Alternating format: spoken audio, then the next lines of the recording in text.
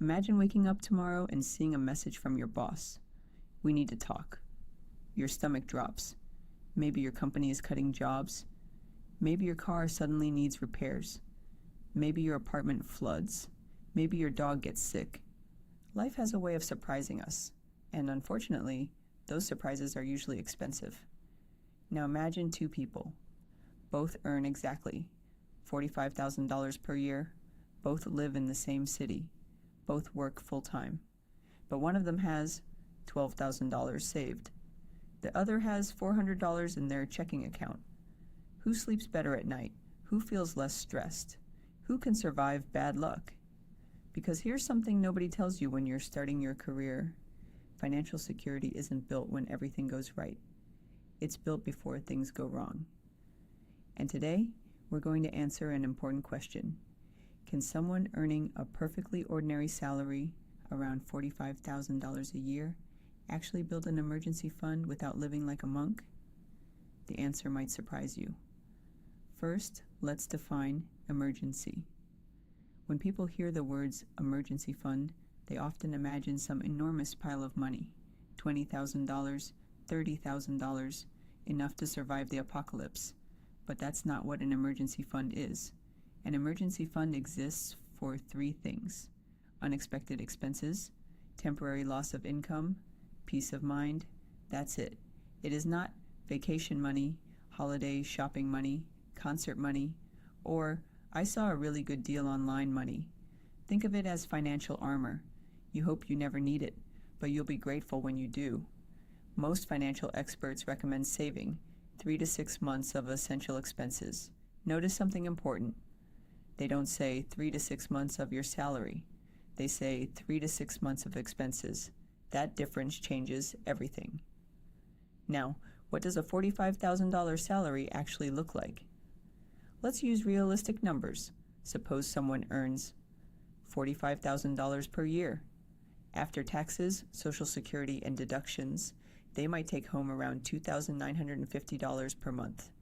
Now let's build an ordinary monthly budget. Rent with roommates, $1,000. Utilities and internet, $150. Groceries, $350. Transportation, $300. Insurance, $200. Phone, $60. Subscriptions, $40. Miscellaneous spending, $300. Total monthly expenses, $2,400. That leaves about $550 each month. Not thousands, not some magical amount, just $550. And that's where most people make a mistake. They assume that because the leftover amount feels small, saving won't matter. But finance is rarely about giant actions. It's about small actions repeated hundreds of times. Most people fail because their first goal is too large. Imagine being told you need $20,000. You probably give up before you even started. Instead, break the journey into stages. Stage 1, save $500, enough to cover a surprise bill. Stage 2, reach $1,000. Now a car repair doesn't become a financial disaster. Stage 3, reach 1 month of expenses, around $2,400. Then 3 months. Then 6 months. Think of it like climbing a staircase. Nobody jumps to the top floor. Let's assume you save $300 every month. Nothing extraordinary. No second job, no miracle investment, just consistency. After 3 months, $900. 6 months, $1,800. 1 year, $3,600. 2 years, $7,200. 3 years, $10,800. Suddenly, emergencies stop feeling like catastrophes. Notice what happened. The person earning $45,000 didn't become rich. They became resilient, and resilience is one of the most underrated forms of wealth. Here's where many people get confused. Should you invest it? Buy stocks? Put it into crypto? The answer is simple. Probably not. An emergency fund has one job: to be available when you need it. That means the money should live somewhere. Safe, accessible, boring. high-yield savings accounts exist for exactly this reason.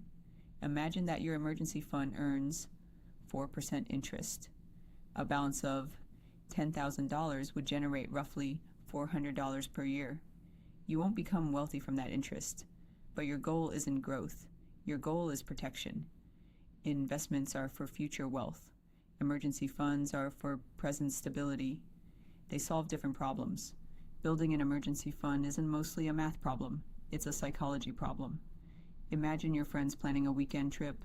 The tickets cost $350, or a new phone launches, or your coworkers upgrade their cars. Saving money often feels invisible. Nobody congratulates you for not spending. Nobody posts pictures of their savings account. Meanwhile, social media constantly tells you that everyone else is living better. But here's something surprising. Many people with expensive lifestyles are one emergency away from financial panic. The person quietly saving $250 every month may actually be wealthier than someone earning twice as much and spending everything. Because financial strength isn't measured by appearances, it's measured by breathing room. Let's say you finally build 6 months of expenses, about $14,400. What happens next? Do you stop saving forever? Not exactly. Now your monthly savings can begin working toward other goals. Investing, retirement, travel, a home, starting a business. The emergency fund isn't the finish line, it's the foundation. Without it, every setback threatens to destroy your progress. With it, you can finally think long-term. Here's the truth. An emergency fund will probably never impress anyone. Nobody walks into a party and says, "Guess what? I have 6 months of expenses saved." But emergency savings buy something that luxury purchases cannot. Peace, freedom, options, the ability to survive uncertainty.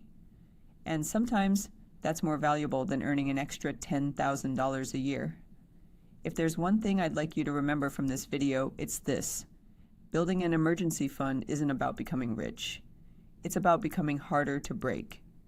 A person earning $45,000 a year can absolutely build financial security. Not through luck, extreme sacrifice, or impossible budgets, but through small decisions repeated consistently over time. Because wealth isn't just the ability to buy things. It's the ability to face uncertainty without fear. And sometimes, the strongest financial move isn't chasing bigger returns. It's quietly preparing for life's surprises before they arrive. I'm Morgan Vowles. Build small, grow strong, live free, and I'll see you in the next video.